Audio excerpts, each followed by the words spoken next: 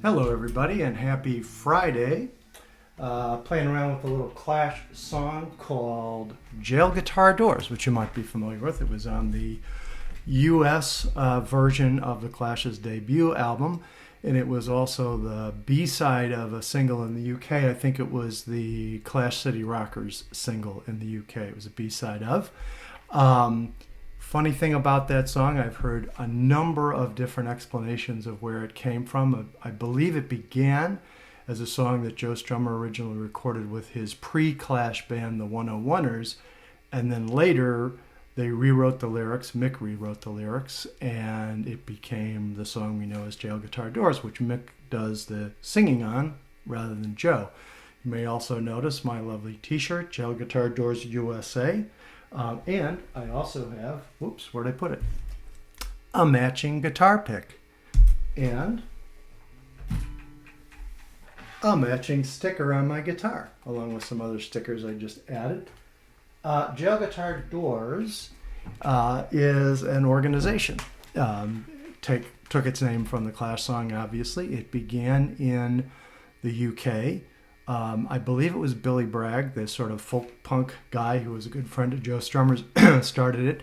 But what it is it's an organization that provides musical instruments, guitars and other musical instruments, to people who are incarcerated. So they can either learn to play or they can play with other people who already play, form bands, write songs, write music.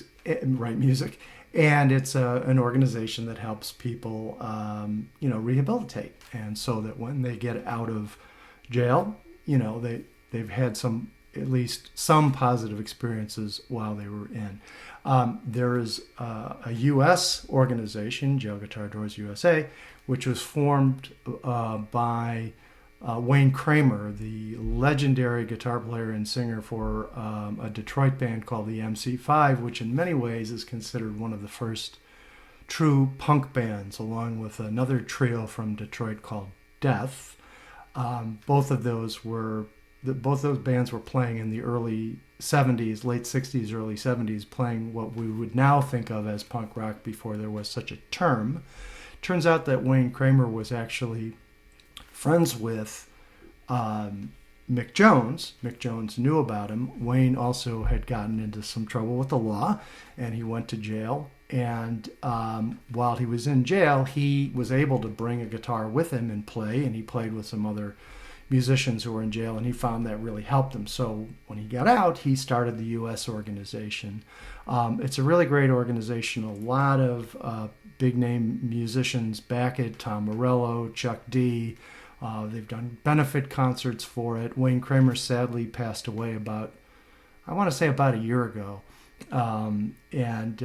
But his legacy lives on in the Jail Guitar Doors organization, which I think is worthy of supporting. If you have a little bit of money to toss their way, I would definitely recommend that. The T-shirt itself was it's a fundraising effort that they put on.